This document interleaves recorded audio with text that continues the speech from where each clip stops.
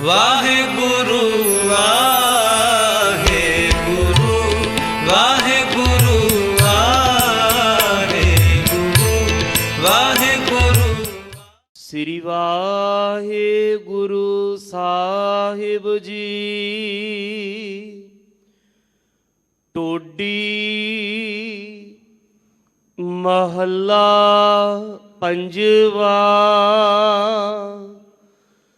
ਗਰਭ ਗਹਿਲੜੋ ਮੁੜੜੋ ਹਿਓ ਰੇ। ਹਿਓ ਮਹਿਰਾਜ ਰੀ ਮਾਇਓ। ਡੀਹਰ ਨਿਆਈ ਮੋਹੇ ਫਾਕਿਓ ਰੇ। ਗਰਭ ਗਹਿਲੜੋ ਮੁੜੜੋ ਹਿਓ ਰੇ। ਹਿਓ ਮਹਿਰਾਜ ਰੀ ਮਾਇਓ। ਡੀਹਰ ਨਿਆਈ ਮੋਹੇ ਫਾਕਿਓ ਰੇ। ਰਹਾਓ ਘਣੋ ਘਣੋ ਘਣੋ ਸਾਧ ਲੋੜੈ। ਬਿਨ ਲਹਿਣੇ ਕਾਠਾ ਪਾਇਓ ਰੇ। ਮਹਿਰਾਜ ਰੋਗਾਥ ਵਾਹੂ ਸਿਓ ਲੁਬੜਿਓ। ਨੇਹ ਭਾਗੜੋ ਪਾਹੇ ਸੰਜੋਇਓ ਰੇ। ਸੋਨ ਮਨ ਸੀਖ ਸਾਧੂ ਜਨ ਸਗਲੋ। ਥਾਰੇ ਸਗਲੇ ਪ੍ਰਾਸ਼ਤ ਮਿਟਿਓ ਰੇ। ਜਾ ਕੋ ਲਹਿਣੋ ਮਹਿਰਾਜ ਰੀ ਗਾਠੜੀਓ। ਜਨ ਨਾਨਕ ਗਰਬਾਸ ਨਾ ਪੌੜਿਓ ਰੇ। ਸੋਨ ਮਨ ਸੀਖ ਸਾਧੂ ਜਨ ਸਗਲੋ। ਥਾਰੇ ਸਗਲੇ ਪ੍ਰਾਸ਼ਤ ਮਿਟਿਓ ਰੇ। ਜਾ ਕੋ ਲਹਿਣੋ ਮਹਿਰਾਜ ਰੀ ਗਾਠੜੀਓ। ਜਨ ਨਾਨਕ ਗਰਬਾਸ ਨਾ ਪੌੜਿਓ ਰੇ। ਵਾਹਿਗੁਰੂ ਜੀ ਕਾ ਖਾਲਸਾ ਵਾਹਿਗੁਰੂ ਜੀ ਕੀ ਫਤਿਹ। ਪਰਮ ਸਤਿਕਾਰਯੋਗ ਜੁਗੋ ਜੁਗ ਅਟਲ ਸਤਿਗੁਰੂ ਸ੍ਰੀ ਗੁਰੂ ਗ੍ਰੰਥ ਸਾਹਿਬ ਜੀ ਦੀ ਪਾਵਨ ਪਵਿੱਤਰ ਗੋਦ ਦਾ ਨਿਗਮਾਨ ਰਹੇ। ਗੁਰੂ ਰੂਪ ਗੁਰੂ ਖਾਲਸਾ ਸਾਧ ਸੰਗਤ ਜੀ ਆਪ ਧੰਤਾ ਦੇ ਯੋਗ ਹੋ। ਹਰ ਰੋਜ਼ ਦੀ ਤਰ੍ਹਾਂ ਸੱਚਖੰਡ ਸ੍ਰੀ ਹਰਿਮੰਦਰ ਸਾਹਿਬ ਜੀ ਤੋਂ ਪ੍ਰਾਪਤ ਹੋਏ ਸ੍ਰੀ ਮੁਖ ਵਾਕ ਦੀ ਕਥਾ ਵਿਚਾਰ ਸਾਂਝੀ ਕਰਨ ਵਾਸਤੇ ਜੁੜ ਬੈਠੇ ਹੋ। ਦੇਸ਼ਾਂ ਵਿਦੇਸ਼ਾਂ ਦੇ ਅੰਦਰ ਤਥਾ ਘਰਾਂ ਦੇ ਵਿੱਚ PTC ਮਾਧਿਅਮ ਦੇ ਰਾਹੀਂ ਆਪ ਰੋਜ਼ਾਨਾ ਹੀ ਇਸ ਸਮੇਂ ਦੀ ਉਡੀਕ ਕਰਦੇ ਹੋ। ਸਤਿਗੁਰਾਂ ਨੇ ਉਹ ਭਾਗਾਂ ਭਰਿਆ ਸਮਾਂ ਆਪਾਂ ਨੂੰ ਬਖਸ਼ਿਸ਼ ਕੀਤਾ ਹੈ। ਦੀਨ ਦੁਨੀਆ ਦੇ ਮਾਲਕ ਸਾਹਿਬ ਸ੍ਰੀ ਗੁਰੂ ਗ੍ਰੰਥ ਸਾਹਿਬ ਸੱਚੇ ਪਾਤਸ਼ਾਹ ਜੀ ਨੇ ਅੰਮ੍ਰਿਤ ਵੇਲੇ ਸੱਚਖੰਡ ਸ੍ਰੀ ਹਰਿਮੰਦਰ ਸਾਹਿਬ ਜੀ ਵਿਖੇ ਪ੍ਰਕਾਸ਼ਮਾਨ ਹੋ ਕੇ ਅੱਜ ਦਾ ਇਹ ਪਾਵਨ ਸ੍ਰੀ ਮੁਖ ਵਾਕ ਸਾਹਿਬ ਸ੍ਰੀ ਗੁਰੂ ਅਰਜਨ ਦੇਵ ਸੱਚੇ ਪਾਤਸ਼ਾਹ ਜੀ ਦੀ ਪਾਵਨ ਰਸਨਾ ਦੁਆਰਾ ਸਮੁੱਚੀ ਲੋਕਾਈ ਨੂੰ ਬਖਸ਼ਿਸ਼ ਕੀਤਾ ਹੈ। ਸਤਿਗੁਰੂ ਜੀ ਨੇ ਅੱਜ ਦੇ ਇਸ ਪਾਵਨ ਹੁਕਮ ਵਿੱਚ ਜੀਵ ਦੀ ਮੂਰਖਤਾਈ ਦਾ ਜ਼ਿਕਰ ਕੀਤਾ ਹੈ। ਜੀਵ ਮੂਰਖਤਾਈ ਕਰਕੇ ਅਹੰਕਾਰ ਦੇ ਵਿੱਚ ਜਕੜਿਆ ਰਹਿੰਦਾ ਹੈ। ਇਹ ਅਹੰਕਾਰ ਦਾ ਪੱਲਾ ਨਹੀਂ ਛੱਡਦਾ। ਦੁਨੀਆ ਦੇ ਪਦਾਰਥ ਜ਼ਿੰਦਗੀ ਬਹੁਤਾ ਜੀਉਣਾ ਲੋੜਦਾ ਹੈ ਤੇ ਸੱਚੇ ਪਾਤਸ਼ਾਹ ਜੀ ਨੇ ਜ਼ਿਕਰ ਕੀਤਾ ਕਿ ਭਾਈ ਸਤਿਪੁਰਖਾਂ ਦੀ ਸੰਗਤ ਕਰਿਆ ਕਰੋ। ਸਤਿਪੁਰਖਾਂ ਦੇ ਪਰਮਾਰਥੀ ਬਚਨ ਸਰਵਣ ਕਰਿਆ ਕਰੋ। ਫਿਰ ਤੁਹਾਡੇ ਕੀਤੇ ਹੋਏ ਗੁਨਾਹ ਆਦਿਕ ਜਿਹੜੇ ਨੇ ਉਹ ਮਿਟ ਜਾਣਗੇ ਤੇ ਜਿਨ੍ਹਾਂ ਨੂੰ ਭਗਤੀ ਦੀ ਪ੍ਰਾਪਤੀ ਹੋ ਗਈ, ਸਿਮਰਨ ਦੀ ਪ੍ਰਾਪਤੀ ਹੋ ਗਈ, ਉਹ ਮੁੜ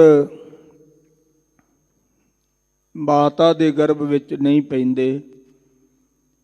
ਇਹ ਸਤਿਗੁਰਾਂ ਨੇ ਅੱਜ ਦੇ ਪਾਵਨ ਹੁਕਮਨਾਮੇ ਦਾ ਤਾਤਪਰਜ ਬਖਸ਼ਿਸ਼ ਕੀਤਾ ਹੈ।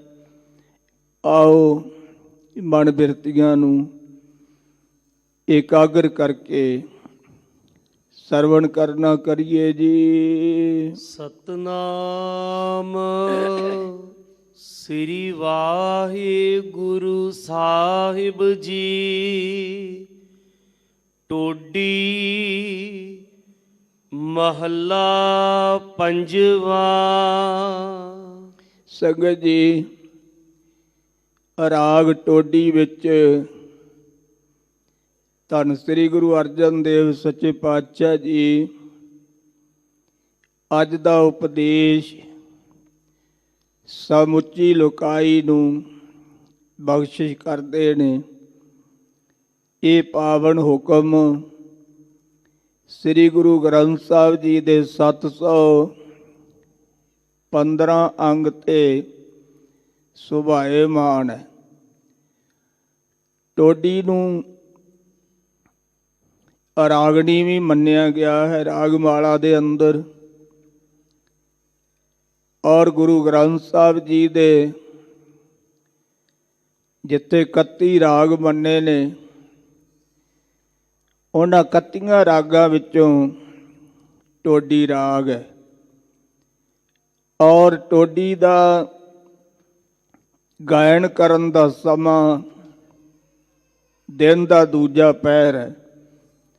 9 ਵਜੇ ਤੋਂ ਲੈ ਕੇ 12 ਵਜੇ ਤੱਕ ਦਿਨੇ ਟੋਡੀ ਰਾਗ ਜਿਹੜਾ ਹੈ ਉਹ ਗਾਇਆ ਜਾਂਦਾ ਹੈ। ਗਰਬ ਗਹਿਲੜੋ ਮੁੜੜੋ ਹਿਓ ਰੇ। ਸੱਚੇ ਪਾਤਸ਼ਾਹ ਜੀ ਕਹਿੰਦੇ ਨੇ ਅਰੇ ਦਾ ਭਾਵ ਹੈ ਹੇ ਭਾਈ, ਇਹ ਜੀਵ ਜਿਹੜਾ ਨਾ ਇਹ ਮੂਰੜੋ ਮੂਰਖ ਹੈ। ਮੂਰਖਤਾਈ ਦੇ ਕਾਰਨ ਗਰਭ ਗਹਿਲੜੋ ਹੰਕਾਰ ਨੇ ਇਹਨੂੰ ਪਕੜਿਆ ਹੋਇਆ ਹੈ। ਔਰ ਵਿਦਵਾਨਾਂ ਨੇ ਗਰਭ ਦਾ ਅਰਥ ਇਹ ਵੀ ਕੀਤਾ ਹੈ ਕਿ ਇਸ ਮੂਰਖ ਜੀਵ ਨੂੰ ਗਰਭ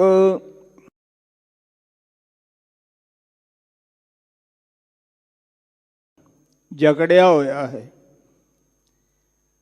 ਸੰਗਤ ਜੀ, ਇਹਨੂੰ ਕਈ ਪ੍ਰਕਾਰ ਦਾ ਹੰਕਾਰ ਹੈ। ਧਨ ਦਾ ਹੰਕਾਰ ਹੈ, ਵਿਦਿਆ ਦਾ ਹੰਕਾਰ ਹੈ, ਆਪਣੇ ਰੂਪ ਰੰਗ ਦਾ ਹੰਕਾਰ ਹੈ,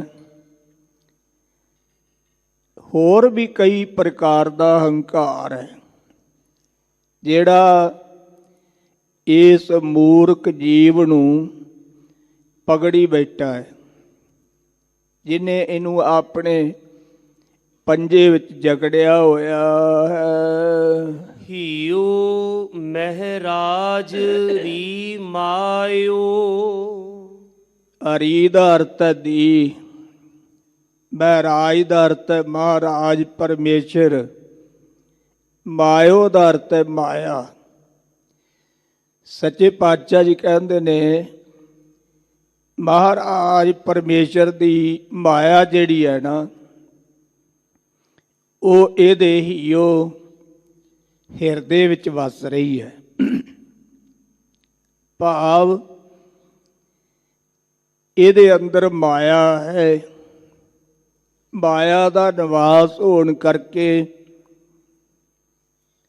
ਤੇ ਮਾਇਆ ਮਨੋ ਨਾ ਵੀਸਰੈ, ਮੰਗੈ ਦਮਾ ਦਮ। ਦਮ ਦਮ ਕਰਕੇ ਇਹ ਮਾਇਆ ਮੰਗਦਾ ਰਹਿੰਦਾ ਹੈ। ਮਾਇਆ ਇਹਨੂੰ ਮਨ ਕਰਕੇ ਵਿਸਰਦੀ ਨਹੀਂ। ਮਾਇਆ ਦਾ ਮਾਲਕ ਪਰਮੇਸ਼ਰ ਤਾਂ ਵਿਸਰ ਜਾਂਦਾ ਹੈ, ਪਰ ਇਹਨੇ ਆਪਣੇ ਹਿਓ ਹਿਰਦੇ ਵਿੱਚ ਮਾਇਆ ਨੂੰ ਤਾਂ ਦਿੱਤੀ ਹੋਈ ਹੈ। ਤੇ ਸੰਗਤ ਜੀ, ਜਿੰਨਾ ਚਿਰ ਇਹ ਹਿਰਦਾ ਮੈਂ ਆਪ ਕੀ ਪਦਾਰਥਾਂ ਵੱਲੋਂ ਖਾਲੀ ਨਹੀਂ ਹੁੰਦਾ, ਉਹਨਾਂ ਚਿਰ ਵਾਹਿਗੁਰੂ ਦਾ ਨਿਵਾਸ ਕਿਵੇਂ ਹੋਵੇਗਾ। ਜਿਵੇਂ ਆਪਾਂ ਕਈ ਵਾਰ ਵਿਚਾਰ ਕਰਦੇ ਹਾਂ, ਭਾਂਡੇ ਵਿੱਚ ਕੋਈ ਵਸਤੂ ਪਾਉਣੀ ਹੋਵੇ ਤਾਂ ਜਿਹੜੀ ਭਾਂਡੇ ਵਿੱਚ ਪਹਿਲੀ ਵਸਤੂ ਪਈ ਹੋਈ ਹੈ ਉਹ ਕੱਢਣੀ ਪੈਂਦੀ ਹੈ। ਪੁਰਾਣੇ ਸਮੇਂ ਜਦੋਂ ਸਾਡੀਆਂ ਮਾਤਾਵਾਂ ਸੰਗਤ ਜੀ ਦੁੱਧ ਵਾਸਤੇ ਚਾਟੀ ਆਦਿਕ ਸਾਫ਼ ਕਰਦੀਆਂ ਤੇ ਉਹਦੇ ਵਿੱਚ ਪਹਿਲਾਂ ਪਈ ਹੋਈ ਲੱਸੀ ਆਦਿਕ ਜਿਹੜੀ ਸੀ ਨਾ ਉਹਨੂੰ ਡੋਲਦੀਆਂ ਸੀ, ਜਾਂ ਭਾਂਡੇ ਕਿਸੇ 'ਚ ਹੋਰ ਪਾ ਲੈਂਦੀਆਂ ਸੀ। ਫਿਰ ਸਾਫ਼ ਕਰਕੇ ਉਹਦੇ ਵਿੱਚ ਦੁੱਧ ਪਾਇਆ ਜਾਂਦਾ ਸੀ। ਹਜ਼ੂਰ ਨੇ ਜ਼ਿਕਰ ਕੀਤਾ, ਭਾਂਡਾ ਧੋਏ ਬੈਸ ਧੂਪ ਦੇਵੋ ਤਉ ਦੁੱਧੇ ਕੋ ਜਾਵੋ। ਇਹ ਮਨ ਰੂਪੀ ਬਰਤਨ ਨੂੰ ਸੇਵਾ ਨਾਲ, ਗਿਆਨ ਦੇ ਨਾਲ ਪਹਿਲਾਂ ਧੋਣਾ ਕਰੋ, ਫਿਰ ਹੀ ਨਾਮ ਰੂਪੀ ਦੁੱਧ ਜਿਹੜਾ ਨਾ ਇਹਦੇ ਵਿੱਚ ਟਿਕੇਗਾ। ਸਤਿਗੁਰੂ ਜੀ ਕਹਿੰਦੇ ਨੇ ਹਿਰਦੇ ਵਿੱਚ ਮਾਇਆ ਦਾ ਨਿਵਾਸ ਹੈ, ਮਾਇਆ ਵਸਦੀ ਹੈ। ਮਹਾਰਾਜ ਦੀ ਮਾਇਆ, ਪਰਮੇਸ਼ਰ ਦੀ ਮਾਇਆ, ਉਸ ਮਾਇਆ ਨੂੰ ਇਹ ਜੀਵ ਨੇ ਆਪਣੇ ਹਿਰਦੇ ਵਿੱਚ ਵਸਾਇਆ ਹੋਇਆ ਹੈ ਤੇ ਫਿਰ ਮਾਇਆ ਦਾ ਵੀ ਹੰਕਾਰ ਕਰਦਾ ਹੈ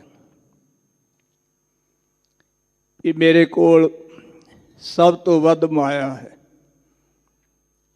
ਸੱਚੇ ਪਾਤਸ਼ਾਹ ਜੀ ਕਹਿੰਦੇ ਨੇ ਭਾਈ, ਇਹ ਮਾਇਆ ਤਾਂ ਪਰਮੇਸ਼ਰ ਦੀ ਛਾਇਆ ਹੈ।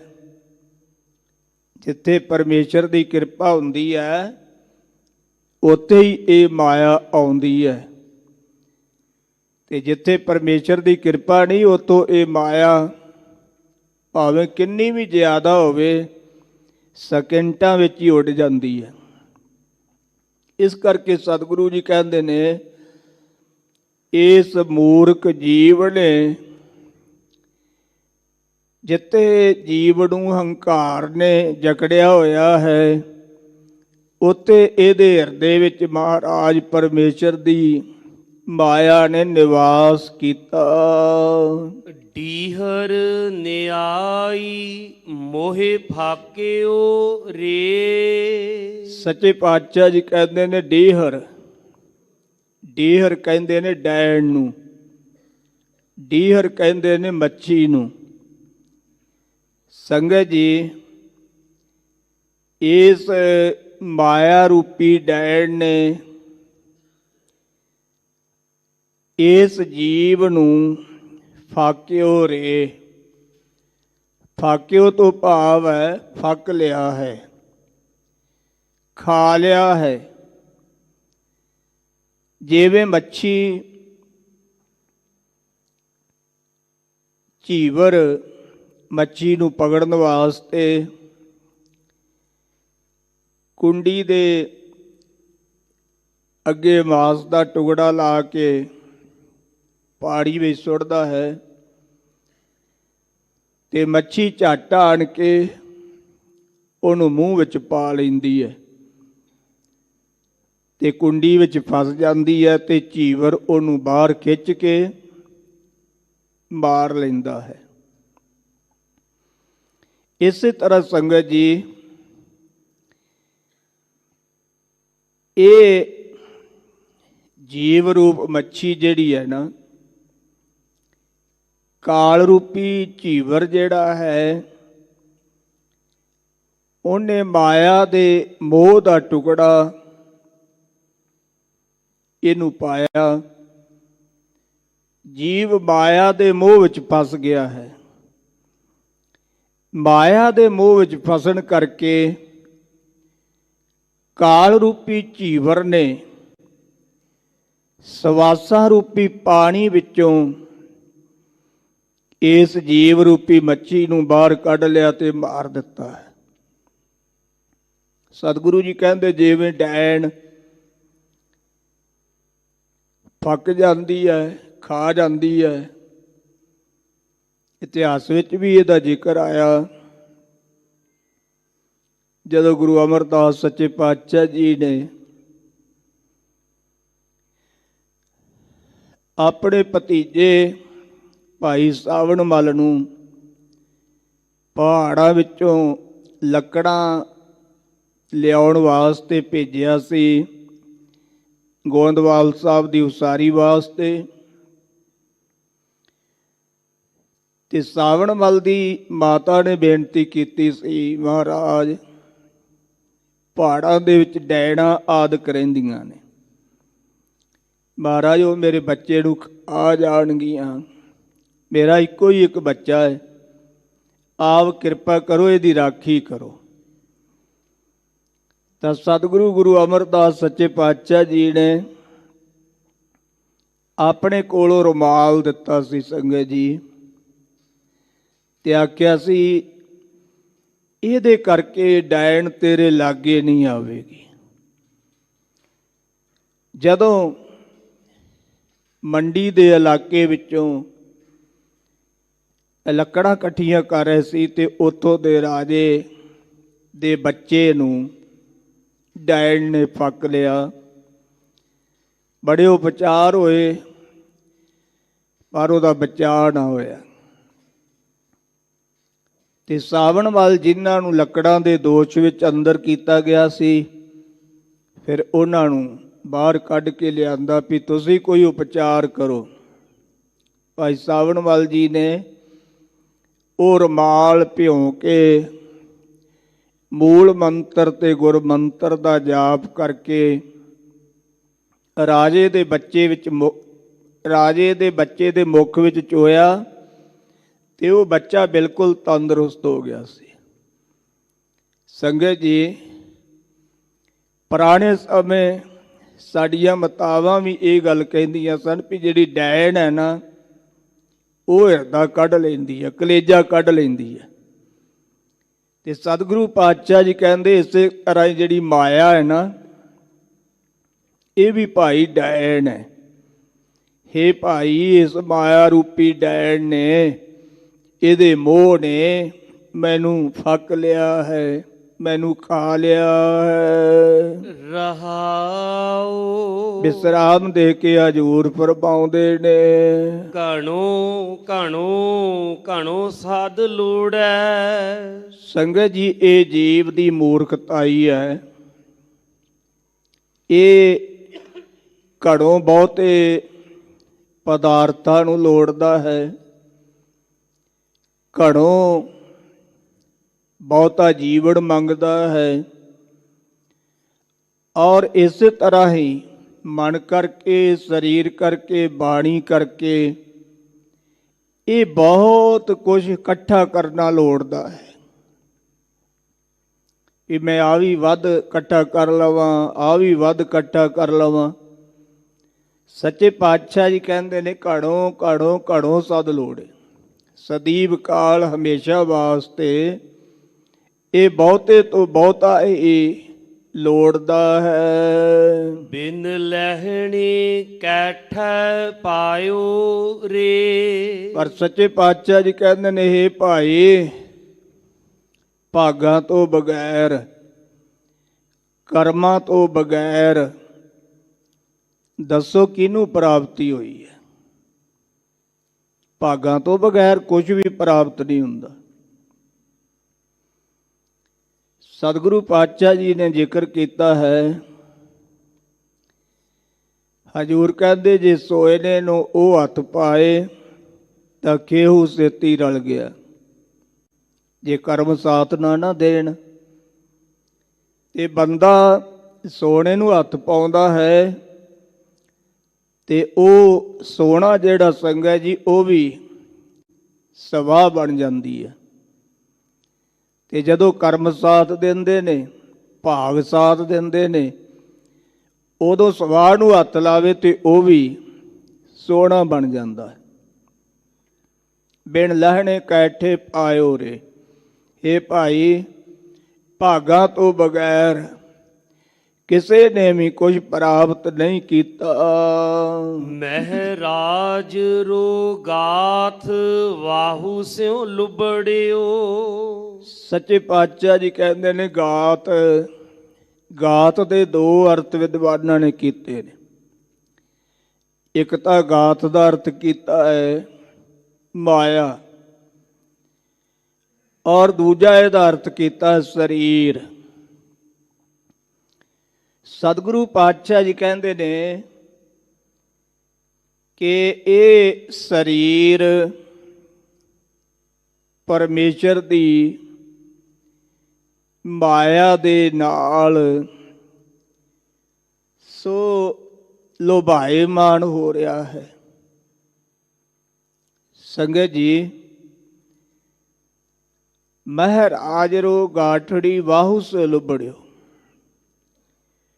ਸਤਿਗੁਰੂ ਪਾਤਸ਼ਾਹ ਜੀ ਕਹਿੰਦੇ ਨੇ ਕਿ ਇਹ ਸਾਡਾ ਸਰੀਰ ਪਰਮੇਸ਼ਰ ਦੀ ਮਾਇਆ ਦੇ ਨਾਲ ਲੋਭਾਇਮਾਨ ਹੋ ਰਿਹਾ ਹੈ। ਨੇਹ ਭਾਗੜੋ ਭਾਹੇ ਸੰਜੋਇਓ ਰੇ। ਭਾਗਾਂ ਤੋਂ ਰਹਿਤ, ਭਾਗਾਂ ਤੋਂ ਹੀਣੇ ਪੁਰਖ ਨੇ ਭਾਏ ਨਾਮ ਹੈ ਅੱਗ ਦਾ। ਸਤਿਗੁਰੂ ਜੀ ਕਹਿੰਦੇ ਨੇ, ਹੇ ਭਾਈ, ਭਾਗਾਂ ਤੋਂ ਹੀਣੇ ਪੁਰਖ ਨੇ ਇਸ ਜੀਵ ਨੂੰ ਤ੍ਰਿਸ਼ਨਾ ਦੀ ਅੱਗ ਵਿੱਚ ਮਿਲਾਇਆ ਹੋਇਆ ਹੈ। ਅਥਵਾ ਜਿਵੇਂ ਪਹਿਲਾਂ ਮਾਤਾ ਦੀ ਗਰਭ ਅਗਨੀ ਵਿੱਚ ਰਿਹਾ, ਉੱਥੇ ਤਾਂ ਸਿਮਰਨ ਕਰਕੇ ਇਹਦਾ ਛੁਟਕਾਰਾ ਹੋ ਗਿਆ। ਪਰ ਸੱਚੇ ਪਾਤਸ਼ਾਹ ਜੀ ਕਹਿੰਦੇ ਨੇ, ਜਿਹੋ ਜੀ ਮਾਤਾ ਦੇ ਉਦਰ ਵਿੱਚ ਜਠਰਾਗਨ ਅਗਨੀ ਸੀ, ਤੈਸੀ ਬਾਹਰ ਮਾਇਆ। ਉਹ ਅੱਗ ਵਰਗੀ ਬਾਹਰ ਮਾਇਆ ਦਾ ਪ੍ਰਭਾਵ ਹੈ। ਹੁਣ ਇਹ ਤ੍ਰਿਸ਼ਨਾ ਦੀ ਅੱਗ ਕਰਕੇ ਸੜਦਾ ਹੈ। ਤ੍ਰਿਸ਼ਨਾ ਦੀ ਅੱਗ ਵਿੱਚ, ਕ੍ਰੋਧ ਦੀ ਅੱਗ ਵਿੱਚ ਇਹ ਮਿਲਿਆ ਹੋਇਆ ਹੈ। ਸੁਣ ਮਨ ਸੀਖ ਸਾਧੂ ਜਨ ਸਗਲੋ। ਸੱਚੇ ਪਾਤਸ਼ਾਹ ਜੀ ਇਸ ਪੰਕਤੀ ਵਿੱਚ ਮਨ ਨੂੰ ਸੰਬੋਧਨ ਕਰਦੇ ਨੇ, ਹੇ ਮਨ, ਤੂੰ ਸਾਰੇ ਸ੍ਰੇਸ਼ਟ ਸਾਧੂ ਜਨਾਂ ਦੀ ਸਿੱਖਿਆ ਸਰਵਣ ਕਰ, ਸਾਧੂਆਂ ਦੇ ਬਚਨ ਸਰਵਣ ਕਰਿਆ ਕਰ। ਥਾਰੇ ਸਗਲੇ ਪ੍ਰਾਸ਼ਤ ਮਿਟਿਓ ਰੇ। ਬੇਨਤੀ ਕੀਤੀ ਮਹਾਰਾਜ, ਸਾਧੂਆਂ ਦੀ ਸਿੱਖਿਆ ਸੁਣ ਕੇ ਕੀ ਪ੍ਰਾਪਤ ਹੋਵੇਗਾ? ਤੇ ਸਤਿਗੁਰੂ ਜੀ ਕਹਿੰਦੇ ਨੇ, ਤਾਰੇ ਸਗਲੇ ਪ੍ਰਾਸ਼ਤ ਮਿਟਿਓ ਰੇ। ਹਜ਼ੂਰ ਕਹਿੰਦੇ, ਤੇਰੇ ਸਾਰੇ ਕੀਤੇ ਹੋਏ ਪਾਪ ਗੁਨਾਹ ਐਬ ਜਿਹੜੇ ਨੇ ਉਹ ਮਿਟ ਜਾਣਗੇ। ਜਾ ਕੋ ਲਹਿਣੋ ਮਹਿਰਾਜ ਰੀ ਗਾਠੜੀਓ। ਸੱਚੇ ਪਾਤਸ਼ਾਹ ਜੀ ਕਹਿੰਦੇ ਨੇ, ਜਾ ਕੋ, ਜਿਸ ਨੂੰ, ਜਾ ਦਾ ਅਰਥ ਹੈ ਜਿਸ, ਕੋ ਦਾ ਅਰਥ ਨੂੰ, ਜਿਸ ਨੂੰ ਮਹਾਰਾਜ ਪਰਮੇਸ਼ਰ ਦੀ ਭਾਗਾਂ ਕਰਕੇ, ਕਰਮਾਂ ਕਰਕੇ, ਸੰਗਤ ਜੀ ਭਗਤੀ ਰੂਪੀ, ਸਿਮਰਨ ਰੂਪੀ ਗਠੜੀ ਪ੍ਰਾਪਤ ਹੋਈ ਹੈ। ਜਨ ਨਾਨਕ ਗਰਬਾਸ ਨਾ ਪੌੜਿਓ ਰੇ। ਹਜੂਰ ਕਹਿੰਦੇ ਨੇ, ਭਾਈ ਉਹ ਜਨ, ਉਹ ਸੇਵਕ, ਉਹ ਬੰਦੇ ਫਿਰ ਮਾਤਾ ਦੇ ਗਰਭ ਵਿੱਚ ਨਹੀਂ ਪੈਂਦੇ, ਫਿਰ ਉਹ ਆਉਣ ਜਾਣ ਦੇ ਚੱਕਰ ਵਿੱਚ ਨਹੀਂ ਪੈਂਦੇ। ਉਹਨਾਂ ਦਾ ਆਉਣਾ ਜਾਣਾ ਨਿਵਰਤ ਹੋ ਜਾਂਦਾ ਹੈ। ਜਿਨ੍ਹਾਂ ਨੂੰ ਕਰਮਾਂ ਕਰਕੇ ਵਾਹਿਗੁਰੂ ਦੀ ਭਗਤੀ ਪ੍ਰਾਪਤ ਹੋ ਜਾਂਦੀ, ਲੈਣੋਂ ਦਾ ਅਰਥ ਹੈ ਪ੍ਰਾਪਤ ਕਰ ਲੈਣੀ। ਜਿਨ੍ਹਾਂ ਨੂੰ ਵਾਹਿਗੁਰੂ ਦੀ ਭਗਤੀ ਪ੍ਰਾਪਤ ਹੋ ਗਈ, ਸੰਗਤ ਜੀ, ਉਹ ਫਿਰ ਆਵਾਗਾਉਣ ਦੇ ਚੱਕਰ ਤੋਂ ਬਚ ਜਾਂਦੇ ਨੇ। ਇਹ ਸਤਿਗੁਰੂ ਜੀ ਨੇ ਅੱਜ ਦੇ ਪਾਵਨ ਹੁਕਮਨਾਮੇ ਵਿੱਚ ਆਪਾਂ ਨੂੰ ਉਪਦੇਸ਼ ਬਖਸ਼ਿਸ਼ ਕੀਤਾ। ਸਤਿਗੁਰੂ ਦੇ ਚਰਨਾਂ ਵਿੱਚ ਆ ਕੇ ਬੇਨਤੀ ਕਰਿਆ ਕਰੀਏ, ਮਹਾਰਾਜ, ਇਹ ਜਿਹੜੇ ਪੰਜ ਨੇ ਨਾ, ਕਾਮ, ਕ੍ਰੋਧ, ਲੋਭ, ਮੋਹ, ਹੰਕਾਰ, ਮਹਾਰਾਜ ਇਹ ਬਹੁਤ ਬਲਵਾਨ ਨੇ। ਆਪ ਕਿਰਪਾ ਕਰਕੇ ਇਹਨਾਂ ਤੋਂ ਸਾਡੀ ਰੱਖਿਆ ਕਰੋ, ਤਾਂ ਕਿ ਅਸੀਂ ਬਚ ਕੇ ਸਿਮਰਨ ਭਜਨ ਕਰਕੇ, ਭਗਤੀ ਕਰਕੇ, ਆਪ ਜੀ ਦੇ ਨਾਲ ਇੱਕ ਮਿਕ ਹੋ ਕੇ ਆਵਾਗਾਉਣ ਦੇ ਚੱਕਰ ਤੋਂ ਬਚ ਸਕੀਏ। ਅੱਜ ਸਾਹਿਬ ਸ੍ਰੀ ਗੁਰੂ ਗੋਬਿੰਦ ਸਿੰਘ ਸਾਹਿਬ ਜੀ ਦੇ ਵੱਡੇ ਸਾਹਿਬਜ਼ਾਦੇ ਸਾਹਿਬ ਬਾਬਾ ਅਜੀਤ ਸਿੰਘ ਸਾਹਿਬ ਜੀ ਦਾ ਜਨਮ ਦਿਹਾੜਾ ਹੈ। ਸੰਗਤ ਜੀ, ਸਤਿਗੁਰੂ ਗੁਰੂ ਗੋਬਿੰਦ ਸਿੰਘ ਸਾਹਿਬ ਜੀ ਆਨੰਦਪੁਰ ਸਾਹਿਬ ਜੀ ਦੀ ਪਾਵਨ ਧਰਤੀ ਤੇ ਸੁਭਾਏਮਾਨ ਨੇ। ਪਹਾੜੀ ਰਾਜੇ ਈਰਖਾ ਕਰਦੇ ਨੇ ਤੇ ਆਨੰਦਪੁਰ ਸਾਹਿਬ ਜੀ ਦੇ ਆਸੇ ਪਾਸੇ ਨੇਤਾ ਪ੍ਰਤੀ ਜੰਗ ਹੁੰਦੇ ਰਹਿੰਦੇ ਨੇ। ਰਾਜਾ ਮੇਦਨੀ ਪ੍ਰਕਾਸ਼ ਨਾਹੜ ਦਾ ਰਾਜਾ ਹੈ। ਇਹਦੀ ਰਾਜੇ ਫਤਿਹ ਚੰਦ ਨਾਲ ਦੁਸ਼ਮਣੀ ਹੈ। ਰਾਜੇ ਫਤਿਹ ਚੰਦ ਨੇ ਇਹਦੀ ਕੋਈ ਥੋੜੀ ਬਹੁਤੀ ਧਰਤੀ ਵੀ ਮੱਲੀ ਹੋਈ ਸੀ। ਇਹਨੇ ਵਿਚਾਰਿਆ ਵੀ ਸਤਿਗੁਰਾਂ ਨੂੰ ਬੇਨਤੀ ਕਰੀਏ, ਜੇ ਸਤਿਗੁਰੂ ਨਾਹੜ ਦੀ ਰਿਆਸਤ ਵਿੱਚ ਆ ਕੇ ਮੁਬਾਰਕ ਚਰਨ ਪਾਉਣ ਤੇ ਮੇਰੇ ਵਿਰੋਧੀ ਰਾਜੇ ਨੂੰ ਸਤਿਗੁਰਾਂ ਦਾ ਭੈ ਹੋਵੇਗਾ, ਡਰ ਹੋਵੇਗਾ, ਉਹ ਫਿਰ ਵਾਰ-ਵਾਰ ਮੇਰੇ ਤੇ ਹਮਲਾ ਨਹੀਂ ਕਰੇਗਾ। ਇਉਂ ਵਿਚਾਰ ਕੇ ਰਾਜੇ ਮੇਦਨੀ ਪ੍ਰਕਾਸ਼ ਨੇ ਸਤਿਗੁਰਾਂ ਨੂੰ ਚਿੱਠੀ ਲਿਖੀ, ਸਤਿਗੁਰੂ ਜੀ, ਇਹ ਨਾਹੜ ਦੀ ਰਿਆਸਤ ਤੁਹਾਡੀ ਆਪਣੀ ਰਿਆਸਤ ਹੈ। ਆਪ ਕਿਰਪਾ ਕਰਕੇ ਇਸ ਰਿਆਸਤ ਵਿੱਚ ਆਪਣੇ ਮੁਬਾਰਕ ਚਰਨ ਪਾਓ। ਇੱਥੋਂ ਦੀਆਂ ਸੰਗਤਾਂ ਨੂੰ ਵੀ ਉਪਦੇਸ਼ ਦੇ ਕੇ ਨਿਹਾਲ ਕਰੋ। ਸਤਿਗੁਰਾਂ ਨੇ ਜਦੋਂ ਚਿੱਠੀ ਪੜ੍ਹੀ, ਨਿਤ ਦਿਹਾੜੇ ਦੀ ਕਲੇਸ਼ ਤੋਂ, ਜੰਗਾਂ ਯੁੱਧਾਂ ਤੋਂ ਜਿਹੜੇ ਦੁਖੀ ਹੋਏ ਸੀ, ਉਹਨਾਂ ਨੇ ਵੀ ਸਤਿਗੁਰਾਂ ਨੂੰ ਬੇਨਤੀ ਕੀਤੀ ਵੀ ਸਤਿਗੁਰੂ ਜੀ ਵੇਖੋ, ਰਾਜੇ ਮੇਦਨੀ ਪ੍ਰਕਾਸ਼ ਨੇ ਬੜੀ ਨਿਮਰਤਾ ਨਾਲ ਆਪ ਜੀ ਨੂੰ ਸੱਦਾ ਪੱਤਰ ਭੇਜਿਆ ਹੈ, ਆਪ ਜੀ ਨੂੰ ਜਾਣਾ ਚਾਹੀਦਾ। ਇਤਿਹਾਸ ਕਹਿੰਦਾ ਉਹਨਾਂ ਸਿੱਖਾਂ ਨੇ ਮਾਤਾ ਜੀ ਦੇ ਪਾਸੋਂ ਵੀ ਘੁਆ ਦਿੱਤਾ। ਆਖਰ ਸਤਿਗੁਰੂ ਜੀ ਸੰਗਤ ਜੀ ਆਨੰਦਪੁਰ ਸਾਹਿਬ ਛੱਡ ਕੇ ਨਾਹੜ ਦੀ ਰਿਆਸਤ ਵਿੱਚ ਚਲੇ ਗਏ। 3 ਕੁ ਸਾਲ ਦਾ ਸਮਾਂ ਸਤਿਗੁਰੂ ਜੀ ਨਾਹੜ ਦੀ ਰਿਆਸਤ ਵਿੱਚ ਰਹੇ ਨੇ। ਰਾਜੇ ਮੇਦਨੀ ਪ੍ਰਕਾਸ਼ ਨੇ ਨਾਲ ਜਾ ਕੇ ਸਾਰੀ ਦੂਣ, ਸਾਰੀ ਰਿਆਸਤ ਵਿਖਾਈ ਤੇ ਆਖਿਆ ਜਿੱਥੇ ਤੁਹਾਡਾ ਚਿੱਤ ਕਰੇ ਉੱਥੇ ਆਪਣਾ ਆਸਣ ਲਾ ਲਓ। ਸਤਿਗੁਰਾਂ ਨੇ ਜਮਨਾ ਦੇ ਕਿਨਾਰੇ ਤੇ ਆਪਣੇ ਪਾਵਨ ਚਰਨ ਟਿਕਾਏ ਤੇ ਉੱਥੇ ਕਿਲਾ ਬਣਵਾਇਆ ਤੇ ਉਹਦਾ ਨਾਮ ਰੱਖਿਆ ਪਾਉਂਟਾ ਸਾਹਿਬ। ਸੰਗਤ ਜੀ, ਰਾਜੇ ਭੀਮ ਚੰਦ ਦੇ ਪੁੱਤਰ ਅਜਮੇਰ ਚੰਦ ਦਾ ਵਿਆਹ ਸੀ। ਉਹ ਜਦੋਂ ਬਰਾਤ ਲੈ ਕੇ ਜਾ ਰਿਹਾ ਸੀ ਤੇ ਪਾਉਂਟਾ ਸਾਹਿਬ ਤੋਂ ਹੀ ਲੰਘਾ ਸੀ ਜਮਨਾ ਦਾ। ਇੱਥੋਂ ਲੰਘ ਕੇ ਹੀ ਉਹਨੇ ਗੜ੍ਹਵਾਲ ਜਾਣਾ ਸੀ, ਪਰ ਸਤਿਗੁਰੂ ਜੀ ਨੇ ਭੀਮ ਚੰਦ ਨੂੰ ਨਾ ਲੰਘਣ ਦਿੱਤਾ।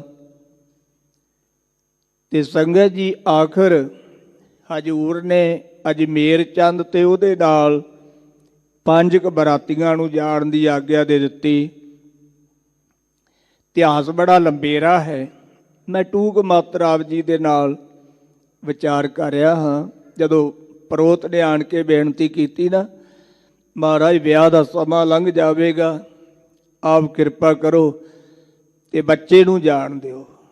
ਉਦੋਂ ਸਤਿਗੁਰੂ ਜੀ ਨੇ ਆਗਿਆ ਦਿੱਤੀ ਕਿ ਲਾੜਾ ਤੇ ਉਹਦੇ ਨਾਲ 5 ਬਰਾਤੀ ਜਾ ਸਕਦੇ ਨੇ।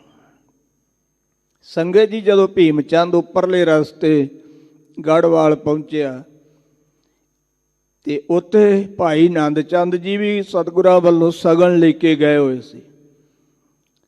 ਜਦੋਂ ਭੀਮ ਚੰਦ ਨੇ ਵੇਖਿਆ ਤੇ ਅੱਗ ਬਬੋਲਾ ਹੋ ਗਿਆ।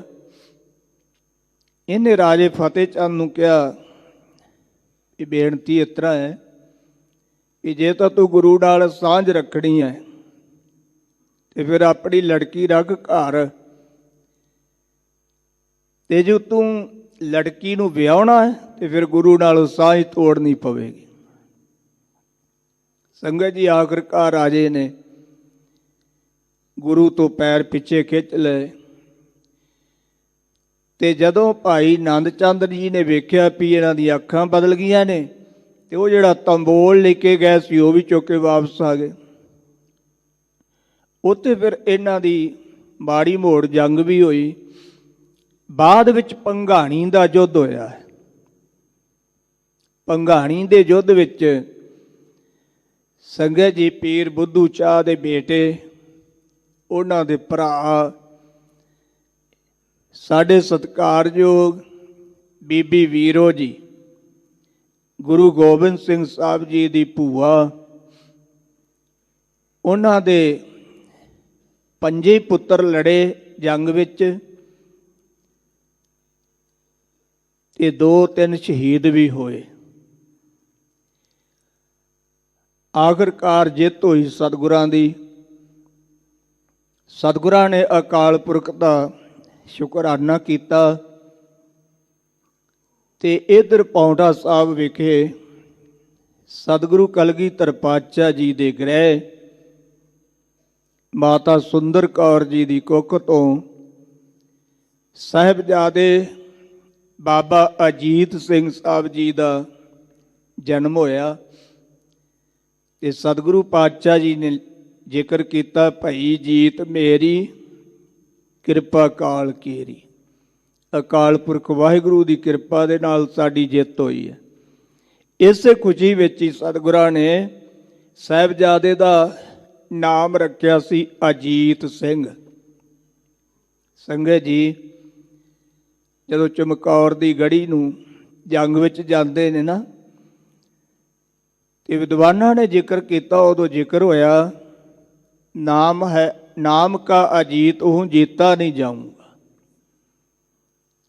ਮੇਰਾ ਨਾਮ ਅਜੀਤ ਸਿੰਘ ਹੈ, ਮੈਂ ਜਿੱਤਿਆ ਨਹੀਂ ਜਾਵਾਂਗਾ। ਜੀਤਾ ਨਾ ਜਾਊਂਗਾ ਤਾਂ ਜੀਤਾ ਨਹੀਂ ਆਊਂਗਾ। ਜੇ ਮੈਂ ਜਿੱਤਿਆ ਨਹੀਂ ਜਾਊਂਗਾ ਤਾਂ ਮੈਂ ਜਿਉਂਦਾ ਵੀ ਨਹੀਂ ਆਊਂਗਾ। ਚਮਕੌਰ ਦੀ ਗੜੀ ਵਿੱਚ ਫਿਰ ਉਹਨਾਂ ਨੇ ਸ਼ਹਾਦਤ ਪ੍ਰਾਪਤ ਕੀਤੀ। ਆਪਣੀ ਜ਼ਿੰਦਗੀ ਦੇ ਦਿਨਾਂ ਵਿੱਚ ਉਹਨਾਂ ਨੇ ਬਹੁਤ ਵੱਡੇ ਪਰਉਪਕਾਰ ਵੀ ਕੀਤੇ। ਤੋ ਸਤਿਗੁਰਾਂ ਦੇ ਵੱਡੇ ਸਾਹਿਬਜ਼ਾਦੇ ਬਾਬਾ ਅਜੀਤ ਸਿੰਘ ਜੀ ਦੇ ਜਨਮ ਦਿਹਾੜੇ ਦੀਆਂ ਆਪ ਸਮੁੱਚੀਆਂ ਸਿੱਖ ਸੰਗਤਾਂ ਨੂੰ ਬਹੁਤ ਬਹੁਤ ਵਧਾਈਆਂ। ਆਓ ਪਿਆਰ ਸਹਿਤ ਚੱਲ ਰਹੀ ਲੜੀਵਾਰ ਕਥਾ ਜਿਹੜੀ ਕੱਲ 11 ਬੰਦ ਇਸ ਪਾਵਨ ਸ਼ਬਦ ਦੇ ਹੋਏ ਸਨ। ਬਾਕੀ ਜਿਹੜੀ ਕਥਾ ਰਹਿੰਦੀ ਆਪਾਂ ਪਿਆਰ ਸਹਿਤ ਸਰਵਣ ਕਰੀਏ ਜੀ। ਧਾਤੁਰ ਬਾਜੀ ਸ਼ਬਦ ਨਿਵਾਰੇ। ਸਤਿਗੁਰੂ ਗੁਰੂ ਅਮਰਦਾਸ ਸੱਚੇ ਪਾਤਸ਼ਾਹ ਜੀ ਜੋਗੀਆਂ ਨੂੰ ਸਿੱਧਾਂ ਨੂੰ ਉਪਦੇਸ਼ ਦੇ ਰਹੇ ਨੇ। ਹਜੂਰ ਕਹਿੰਦੇ ਨੇ ਧਾਤਰ ਬਾਜੀ, ਇਹ ਜਿਹੜੀ ਮਾਇਆ ਦੀ ਬਾਜੀ ਹੈ ਨਾ, ਇਹ ਧਾ ਜਾਣ ਵਾਲੀ ਹੈ। ਸ਼ਬਦ ਨਿਵਾਰੇ, ਗੁਰੂ ਦੇ ਉਪਦੇਸ਼ ਦੀ ਕਮਾਈ ਕਰਕੇ ਇਹ ਧਾ ਜਾਣ ਵਾਲੀ ਮਾਇਆ ਦੀ ਬਾਜੀ ਨੂੰ ਨਿਵਰਤ ਕਰ। ਨਾਮ ਵਸੈ ਮਨ ਆਈ। ਫਿਰ ਭਾਈ ਪਰਮੇਸ਼ਰ ਦਾ ਨਾਮ ਤੇਰੇ ਮਨ ਵਿੱਚ ਆ ਕੇ ਵਸੇਗਾ। ਇਹੋ ਸਰੀਰ ਸਰਵਰ ਹੈ ਸੰਤੋ। ਇਹ ਮਹਾਤਮਾ ਜਨੋ, ਇਹ ਸਰੀਰ ਜਿਹੜਾ ਨਾ, ਇਹ ਮਾਨ ਸਰੋਵਰ ਹੈ। ਇਸਨਾਨ ਕਰੇ ਲਿਵ ਲਾਈ। ਅਤੇ ਵਾਹਿਗੁਰੂ ਦੇ ਨਾਮ ਵਿੱਚ ਆਪਣੀ ਲਿਵ ਬਿਰਤੀ ਨੂੰ ਜੋੜਨਾ, ਇਹ ਇਸ ਮਾਨ ਸਰੋਵਰ ਵਿੱਚ ਇਸ਼ਨਾਨ ਕਰੇ। ਨਾਮ ਇਸਨਾਨ ਕਰੇ ਸੇ ਜਨ ਨਿਰਮਲ। ਜਿਹੜੇ ਜਨ ਨਾਮ ਰੂਪੀ ਜਲ ਵਿੱਚ ਇਸ਼ਨਾਨ ਕਰਦੇ ਨੇ, ਭਾਵ ਨਾਮ ਜਪਦੇ ਨੇ, ਸਤਿਗੁਰੂ ਜੀ ਕਹਿੰਦੇ ਉਹ ਜਨ, ਉਹ ਪਰਮੇਸ਼ਰ ਦੇ ਪਿਆਰੇ ਪਵਿੱਤਰ ਨੇ। ਸਭ ਦੀ ਮੈਲ ਗਵਾਈ। ਗੁਰੂ ਦੇ ਸ਼ਬਦ ਨਾਲ ਜੁੜ ਕਰਕੇ ਉਹਨਾਂ ਨੇ ਆਪਣੇ ਅੰਦਰੋਂ ਹੰਗਤਾ ਮਮਤਾ ਦੀ ਮੈਲ ਗਵਾ ਲਈ। ਤ੍ਰੈ ਗੁਣ ਅਚੇਤ ਨਾਮ ਚੇਤਹਿ ਨਾਹੀ। ਸੱਚੇ ਪਾਤਸ਼ਾਹ ਜੀ ਕਹਿੰਦੇ ਨੇ ਭਾਈ, ਜਿਹੜੇ ਤਿੰਨਾਂ ਗੁਣਾਂ ਨਾਲ ਜੁੜੇ ਹੋਏ ਨੇ, ਰਜੋ ਗੁਣ, ਤਮੋ ਗੁਣ ਤੇ ਸਤੋ ਗੁਣ, ਇਹਨਾਂ ਤਿੰਨਾਂ ਗੁਣਾਂ ਦੇ ਨਾਲ ਜਿਹੜੇ ਜੁੜੇ ਹੋਏ ਨੇ ਉਹ ਅਚੇਤ ਨੇ, ਜੜ ਨੇ, ਅਗਿਆਨੀ ਨੇ, ਉਹ ਵਾਹਿਗੁਰੂ ਦੇ ਨਾਮ ਨੂੰ ਚੇਤੇ ਨਹੀਂ ਕਰਦੇ। ਬਿਨ ਨਾਵੇ ਬਿਨ ਸਜਾਈ, ਨਾਮ ਜਪਣ ਤੋਂ ਬਗੈਰ ਭਾਈ ਉਹ ਨਾਸ ਹੋ ਜਾਂਦੇ ਨੇ। ਬ੍ਰਹਮਾ ਵਿਸ਼ਨ ਮਹੇਸ਼ ਤ੍ਰੈ ਮੂਰਤ, ਸੱਚੇ ਪਾਤਸ਼ਾਹ ਜੀ ਕਹਿੰਦੇ ਨੇ ਬ੍ਰਹਮਾ, ਵਿਸ਼ਨੂੰ ਤੇ ਸ਼ਿਵ ਜੀ ਇਹ ਤਿੰਨ ਮੂਰਤੀਆਂ ਨੇ, ਔਰ ਇਹਨਾਂ ਨੂੰ ਤਿੰਨ ਸਰੂਪ ਵੀ ਕਿਹਾ ਜਾਂਦਾ ਹੈ। ਤ੍ਰਿਉ ਗੁਣ ਭਰਮ ਭੁਲਾਈ, ਸੱਚੇ ਪਾਤਸ਼ਾਹ ਜੀ ਕਹਿੰਦੇ ਨੇ ਇਹ ਤਿੰਨਾਂ ਗੁਣਾਂ ਦੇ ਭਰਮ ਵਿੱਚ ਹੀ ਭੁੱਲੇ ਫਿਰਦੇ ਨੇ। ਬ੍ਰਹਮਾ ਰਜੋ ਗੁਣ ਵਿੱਚ ਭੁੱਲਿਆ ਹੋਇਆ ਹੈ, ਤੇ ਵਿਸ਼ਨੂੰ ਇਹ ਸਤੋ ਗੁਣ ਵਿੱਚ ਭੁੱਲਿਆ ਹੋਇਆ ਹੈ, ਤੇ ਸ਼ਿਵ ਜੀ ਜਿਹੜਾ ਹੈ ਇਹ ਤਮੋ ਗੁਣ ਵਿੱਚ ਭੁੱਲਿਆ ਹੋਇਆ ਹੈ। ਇਹ ਤਿੰਨੇ ਦੇਵਤੇ ਇਹ ਤਿੰਨਾਂ ਗੁਣਾਂ ਦੇ ਵਿੱਚ ਹੀ ਭੁੱਲੇ ਹੋਏ ਨੇ। ਗੁਰ ਪ੍ਰਸਾਦੀ ਤ੍ਰਿਕੁਟੀ ਛੂਟੈ, ਸੱਚੇ ਪਾਤਸ਼ਾਹ ਜੀ ਕਹਿੰਦੇ ਨੇ ਗੁਰੂ ਦੀ ਕਿਰਪਾ ਨਾਲ ਤ੍ਰਿਕੁਟੀ ਜਿਹੜੀ ਹੈ ਨਾ ਉਹ ਛੁੱਟਦੀ ਹੈ।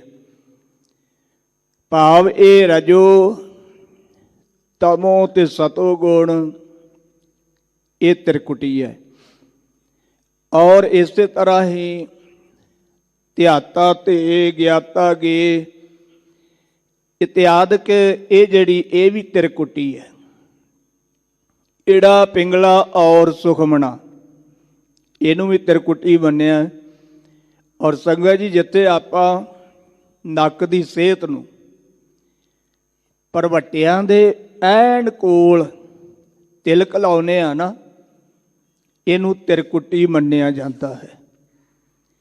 ਇੱਥੇ ਤਿੰਨ ਨਾੜੀਆਂ ਈੜਾ ਪਿੰਗਲਾ ਔਰ ਸੁਖਮਣਾ, ਤੀਨ ਬਸੇ ਇੱਕ ਟਾਈ, ਇਹ ਤਿੰਨੇ ਇੱਥੇ ਆ ਕੇ ਤੇ ਇਕੱਤਰ ਹੁੰਦੀਆਂ ਨੇ। ਇਹਨੂੰ ਤਰਵੇਣੀ ਵੀ ਵਿਦਵਾਨਾਂ ਨੇ ਕਿਹਾ ਹੈ।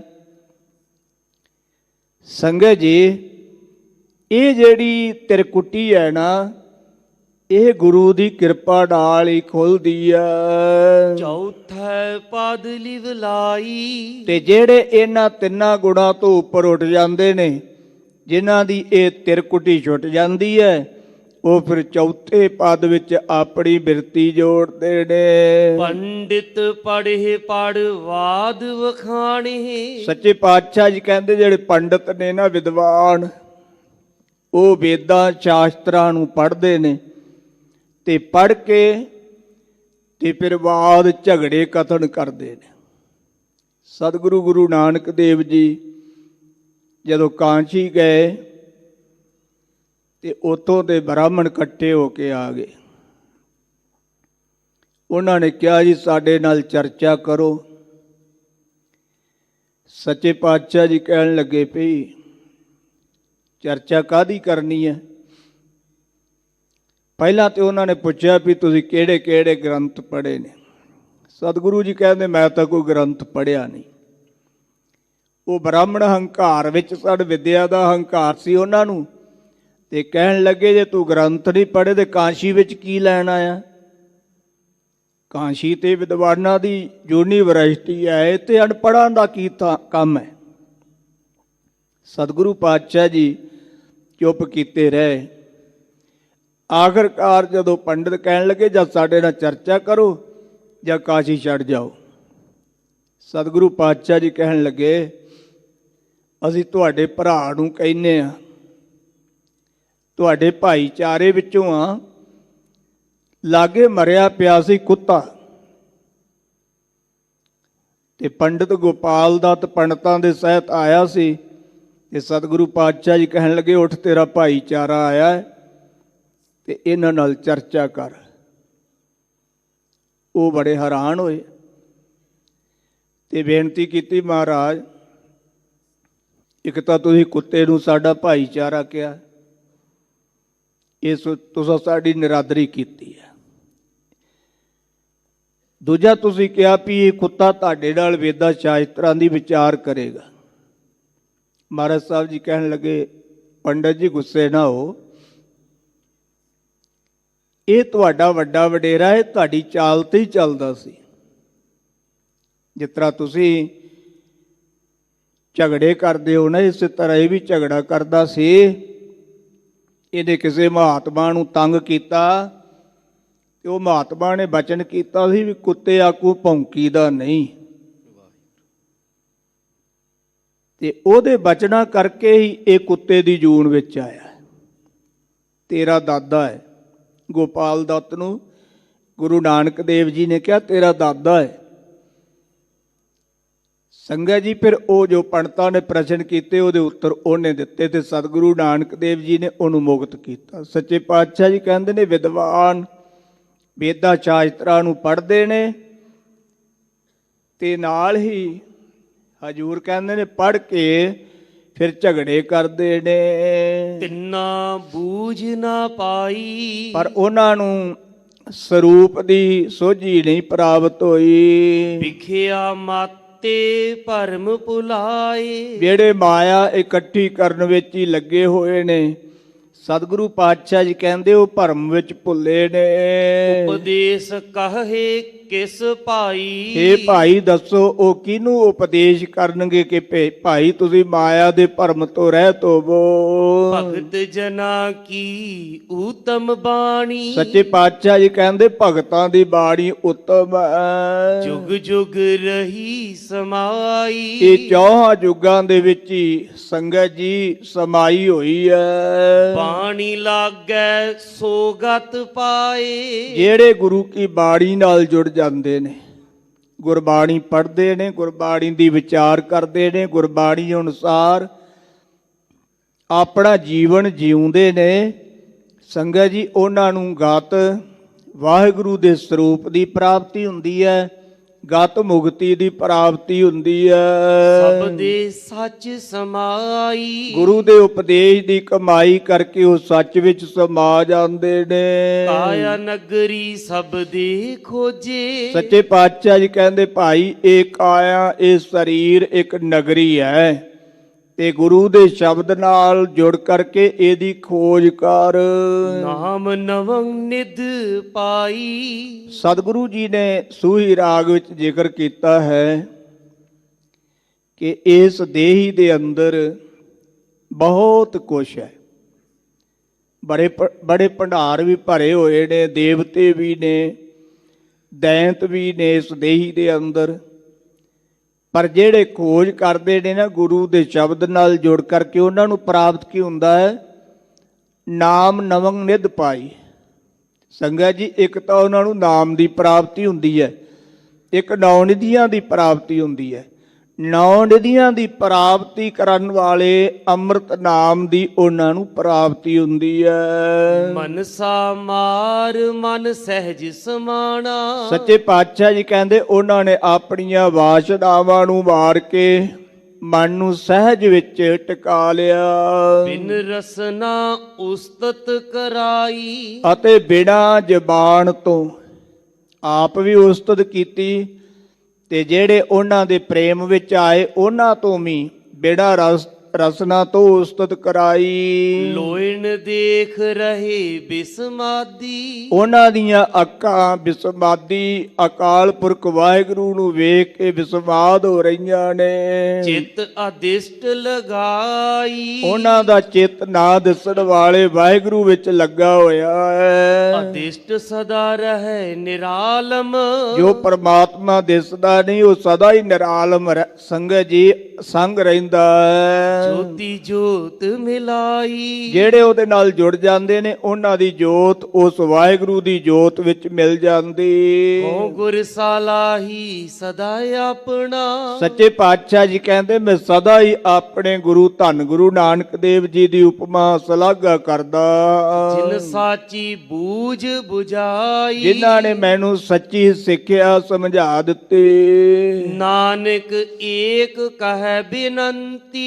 ਹਜੂਰ ਕਹਿੰਦੇ ਨੇ ਭਾਈ ਅਸੀਂ ਤਾਂ ਇੱਕ ਵਾਹਿਗੁਰੂ ਦੇ ਚਰਨਾਂ ਵਿੱਚ ਬੇਨਤੀ ਕਥਨ ਕਰਦੇ ਆ। ਨਾਮ ਉਹ ਗਤ ਪਤ ਪਾਈ। ਜਿਹੜੇ ਨਾਮ ਨਾਲ ਜੁੜ ਜਾਂਦੇ ਨੇ ਉਹਨਾਂ ਨੂੰ ਵਾਹਿਗੁਰੂ ਦੀ ਪ੍ਰਾਪਤੀ ਅਤੇ ਪਤ ਇੱਜ਼ਤ ਆਬਰੂ ਪ੍ਰਾਪਤ ਹੁੰਦੀ ਹੈ। ਇਹ ਸਤਿਗੁਰੂ ਅਮਰਦਾਸ ਸੱਚੇ ਪਾਤਸ਼ਾਹ ਜੀ ਨੇ ਆਏ ਹੋਏ ਸਿੱਧਾ ਨਾਲ ਵਚਨ ਕਰਦਿਆਂ ਸੰਗਤ ਜੀ ਉਹਨਾਂ ਨੂੰ ਉਪਦੇਸ਼ ਦੇ ਬਚਨ ਕਹੇ ਸਨ। ਭਗਤ ਖਜ਼ਾਨਾ ਗੁਰਮੁਖ ਜਾਤਾ ਇਹ ਸ਼ਬਦ ਇੱਥੋਂ ਆਰੰਭ ਹੋਇਆ ਸੀ ਔਰ ਆਪਣੇ ਗੁਰੂ ਦੀ ਉਪਮਾ ਕਰਦਿਆਂ ਤੇ ਇੱਥੇ ਦੀ ਸਮਾਪਤੀ ਹੋਈ ਹੈ। ਕੋਈ ਤਕਰੀਬਨ 29 ਪੰਕਤੀਆਂ 28 ਪੰਕਤੀਆਂ ਇਹ ਪਾਵਨ ਸ਼ਬਦੀਆਂ ਸਨ। ਸਤਿਗੁਰੂ ਰਹਿਮਤ ਕਰਨ ਆਪਾਂ ਗੁਰੂ ਕੇ ਉਪਦੇਸ਼ ਦੇ ਧਾਰਨੀ ਹੋਈਏ ਤਾਂ ਸਾਡਾ ਇਹ ਜੀਵਨ ਸਫਲਾ ਹੋਵੇਗਾ ਜੀ। ਹਉ ਗੁਰ ਸਾਲਾਹੀ ਸਦਾ ਆਪਣਾ, ਜਿਨ ਸਾਚੀ ਬੂਝ ਬੁਝਾਈ, ਨਾਨਕ ਏਕ ਕਰੈ ਬੇਨੰਤੀ, ਨਾਉ ਗਤ ਪਤ ਪਾਈ।